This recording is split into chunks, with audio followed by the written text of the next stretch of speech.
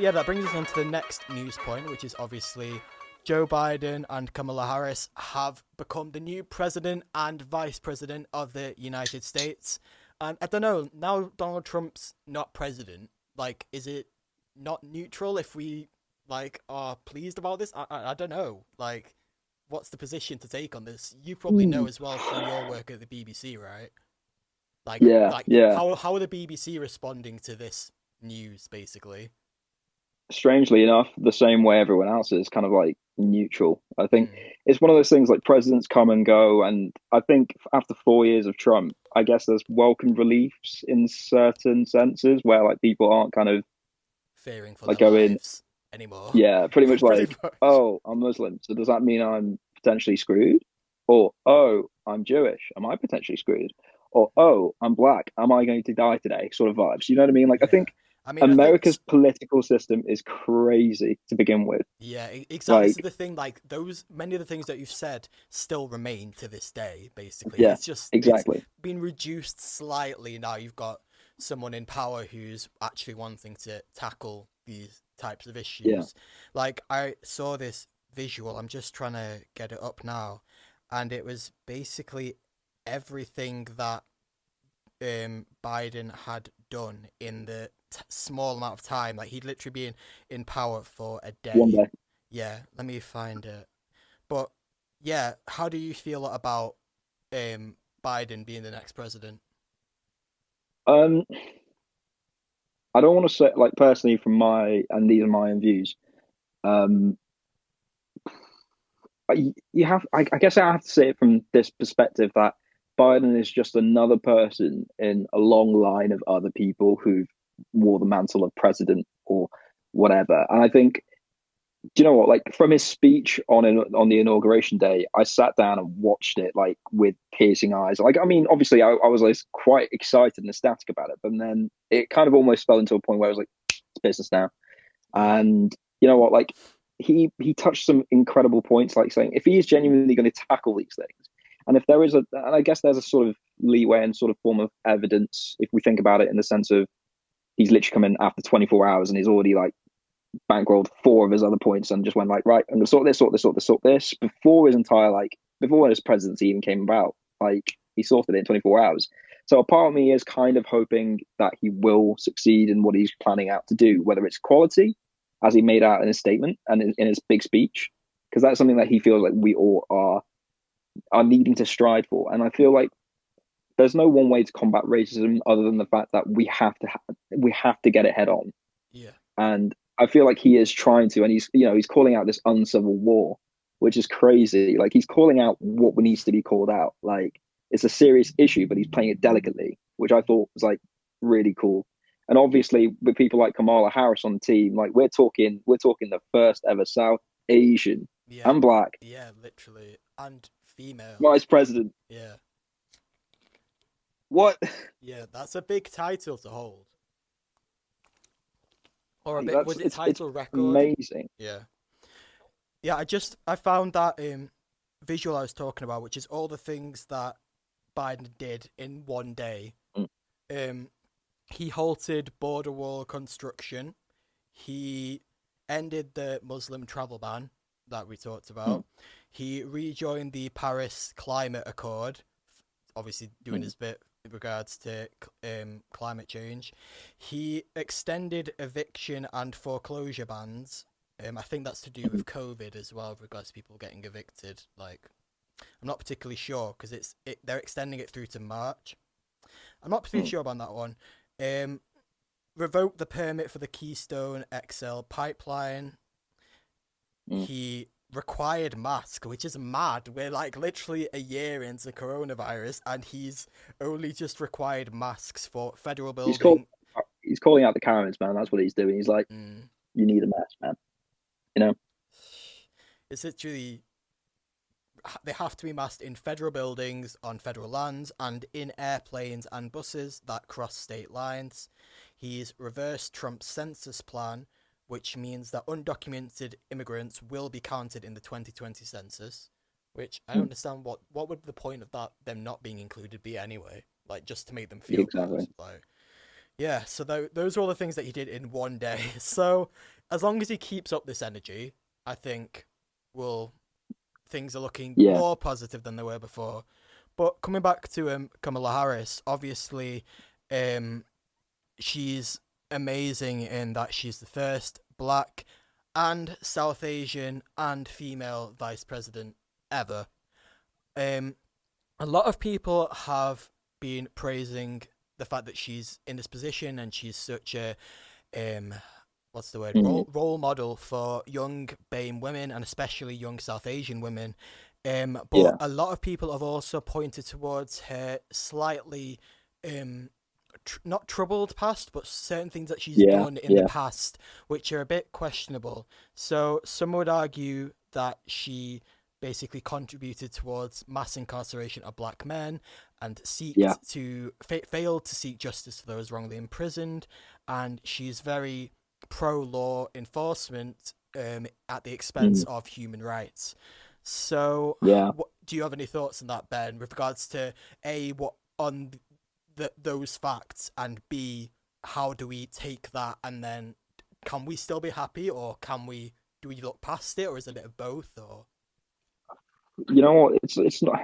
It's an open and shut case on that one, isn't it? Really, like in on the front, on the face of it, those things are absolutely horrible. You know, like it's it's borderline dictatorry, but it's at the same time we're looking at a country that pretty much voted them all into power. And like, fair enough, yeah, you also did vote Trump in, you know. yeah, And if we had to sort of look at it through, I guess, a wider scope, what are we expecting from them? What I mean, we voted them in on the basis of their policies, and yes, their past has a lot to do with this. So we have to obviously key in these factors. And for me, as a non-American, I guess I can't really say or speak on what most Americans are expecting. But for example, like we look at our own political feature here right now, we're not like raised we're not or daisies here. Like we're not trailblazing we've ahead got of Priti everyone Patel. else. Do you know what I mean? Yeah, we'll come on to Like if her. We'll anything, come on to her later in regards to questioning her mm-hmm. policies.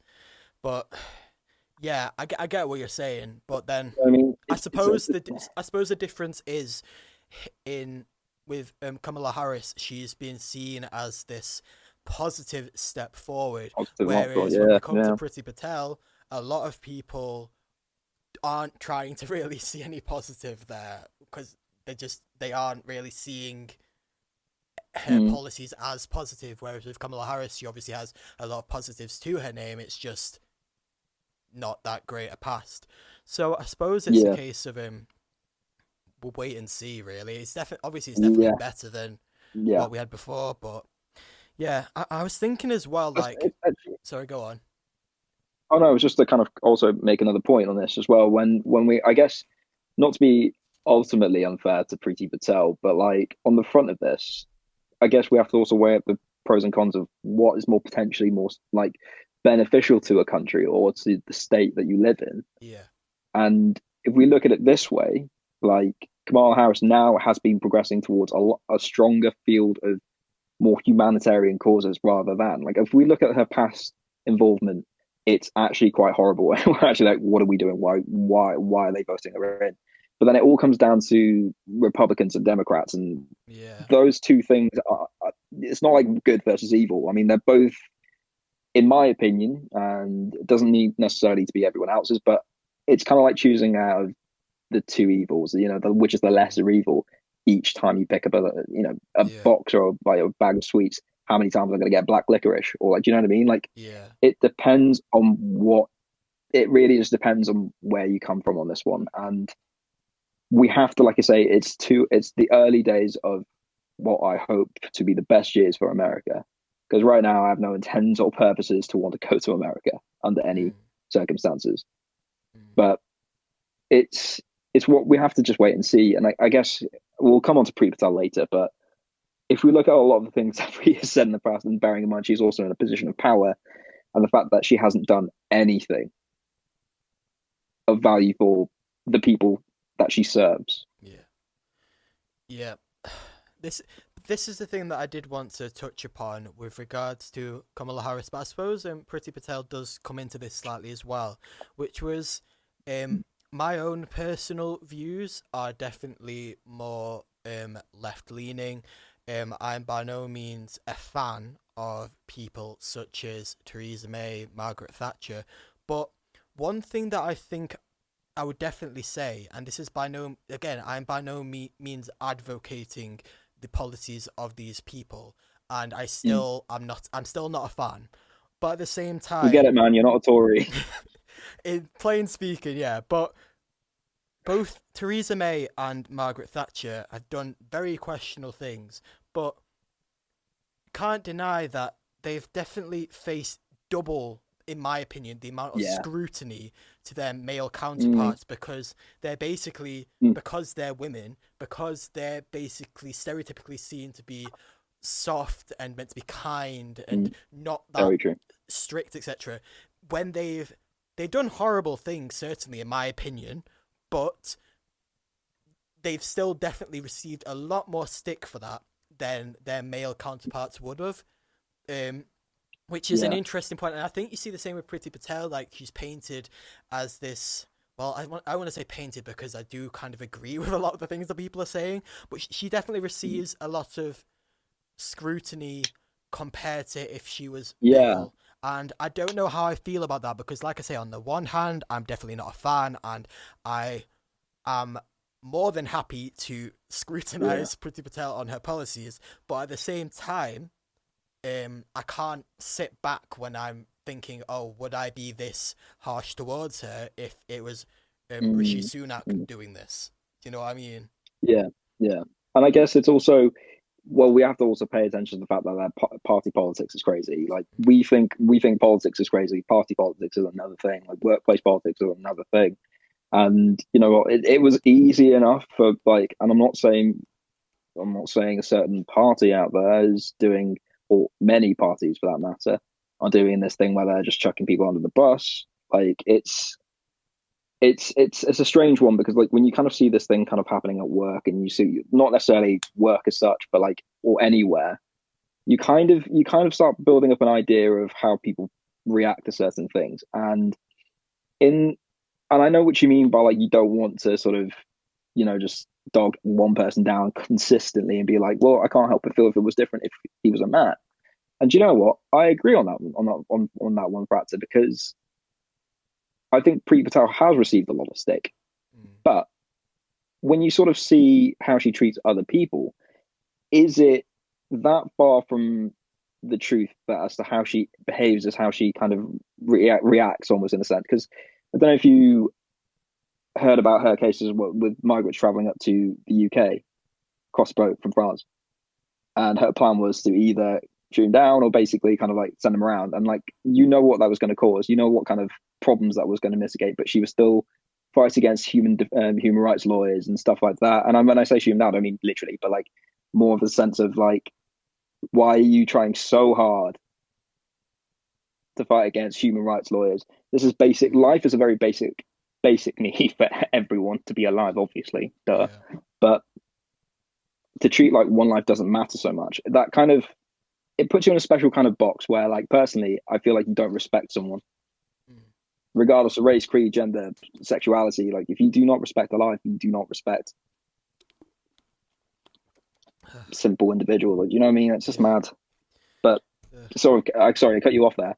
No, like definitely all good points. I suppose we should probably move on to the main news Yeah, point that we had on Priti Patel. Just to round off on Kamala Harris, I think the way we're looking at it is, yes, she did bad things in the past and she should be held accountable for that, but we should also recognize the positive things that she is doing, which she is doing the majority of now. If she yeah, starts doing stuff like she's done in the past, we should call her out for it. yeah. Yeah. That was going to say, like, if she's on the trend of going on the right path, if she's being who she promised to be throughout the elections, then that would play very well, and that would be very good. And I obviously, but like the minute it starts to kind of regress and sort of go into retrograde, like you said, we need to call her out, or like Yeah. we need to not ignore these signs. We cannot like just ignore these situations. Otherwise, we'd be no better than the Trump supporters who just completely ignored what Trump was actually doing. Mm. Not even ignored, they were willfully doing it. Let's be real, they were willfully doing it. But there was be some people who were so blind. Like, did you hear that Biden is Trump thing a while ago? Yeah, and I heard there's something on Twitter the other day which was like impeach Biden, like on the day that he came Right. into power. Like, I didn't bother looking into it, to be honest, because I was just like, Yeah, yeah. But yeah, moving yeah, on from American politics and coming up back to the British politics, which are just as fun. Um, yeah. Priti Patel, obviously, Home Secretary, made a comment earlier this week, which has received a lot of scrutiny. Which is basically, I think it was on Wednesday, she did a COVID conference, and she basically was asked why is there so much pressure on the NHS at the moment, and her response to this was, and this is a quote: "There is not one single factor or reason why we have seen such pressure on the NHS. There will be no single reason as to why the numbers are so high." But then she went on to say, "It includes certain ethnicities being more susceptible to coronavirus, people with certain disabilities too." So basically, what she's saying is that one of the reasons why our cases are so high and the NHS is under so much strain is because we have too many brown and black people in our country and too many people with disabilities. That is basically what she's just said, and I can't believe there hasn't been more of a uproar about that, to be honest. Like, and the thing is, I think she was on Good Morning Britain when she said this or something, or Mm. maybe it was just that Piers Morgan responded to it. But we all know Piers Morgan has a bit of a controversial history when it comes to commenting on certain issues. But even Piers Morgan pointed out, surely other countries are in similar positions with regards to the number of ethnic minorities that are present amongst their population or the number of people with disabilities that are in their population, and yet they seem to be managing a lot higher than us. We have the highest case rate in the world at the moment, and Hmm. it does just sound like she's basically finding the people. Reasons to blame. Yeah, it's basically just the people that are seen by the majority of the population as the mattering the least, and basically putting the blame onto them, like, oh, it's because of them. And the worst thing is, obviously, Priti Patel is a brown woman, and she's still perfectly happy to throw people under the bus like this. It's just, oh Yeah, dear. I don't know who hurt her, man, but like, jeez, like I can't, man, that's crazy. Like you just said, there's many other countries as well. Like, let's look at New Zealand. Yeah, Duh, easy, straight off the bat. Taiwan, yeah, straight off the bat. Like, yeah. come on, we're not pretending like these countries don't exist. Like, it's, I think, and this isn't me sort of in Preeti, if you're listening, I don't know if you are, but Can you imagine? Oh, I imagine sit at she's like home South Asia. tuning Wait, she into probably wouldn't Mango like it. She'd be Masala like, let's blame these people. every Saturday, 3 to 5. Nah, But what are they going to I talk about can't next? do the COVID press conference. I've got to tune into Mango Masala. But They're nah. like, oh, they've got fresh beats and try. That's all I want. Um, but yeah, no, that's crazy. Like, and do you know what? Like, I just realized something. Like, I'm brown and I had dyslexia, so I guess I'm on a most wanted Oh, range already. so Dang, you're one of those it's my people. fault. It's It all was my Ben's fault. fault, guys. Literally. Blame me. I'm Oh public enemy dear. number one. Um, but no, Oh that dear. on a sort of bringing it back to kind of what Preeti was saying,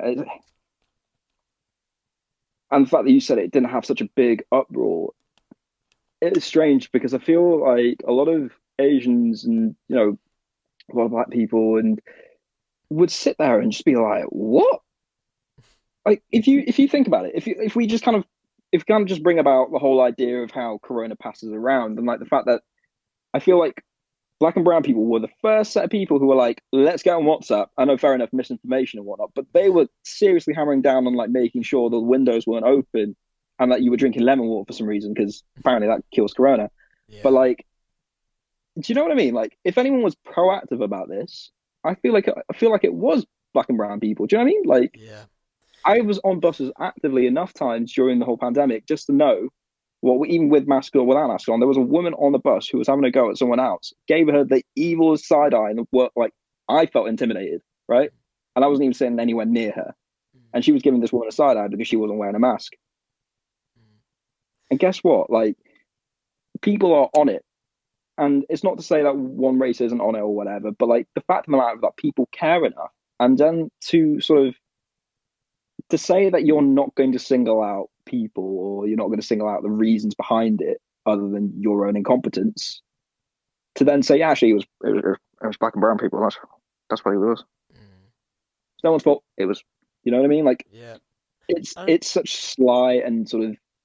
think she. I'm not surprised that PT would come up with it. I don't think she's not even going down the rhetoric that certain MPs have gone down, which is, oh, black and brown people aren't taking it seriously. She's literally just saying, oh, they're more susceptible to it, and it's just like, even then, that's like, why? You know what people are gonna do with that information. You know what people are gonna like say when they hear that, like, oh, it's them lot again. It's that Ben down the road. I know he's got dyslexia. Like, ugh, it somehow Yeah, affects his. because a hidden disability apparently Yeah. can't, like, you know what I mean? It's crazy. Yeah. Like, it's.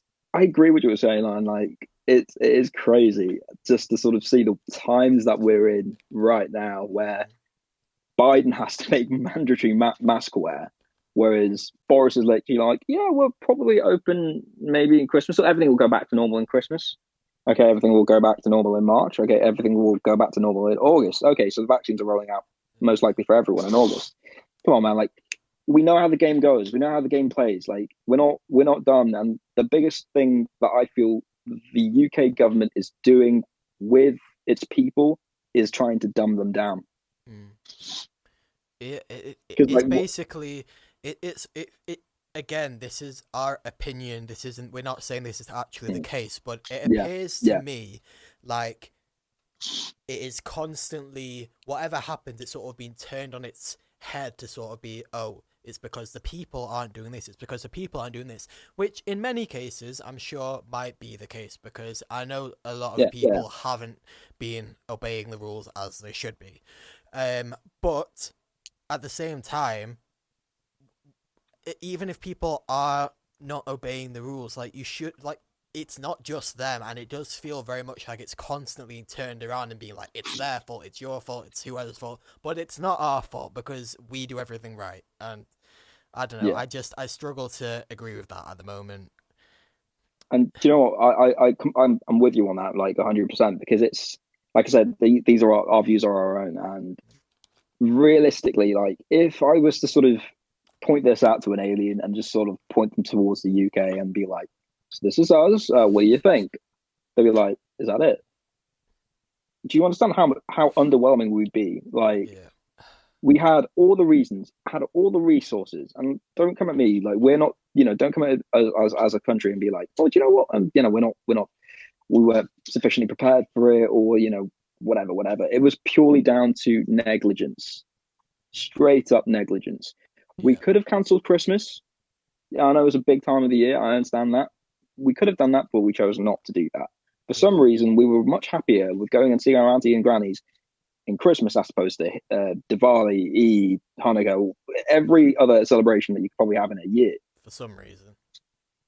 For some reason, do Yeah. you know what I mean? And again, it's somehow the problems of ethnic minorities that it's our problem that we create.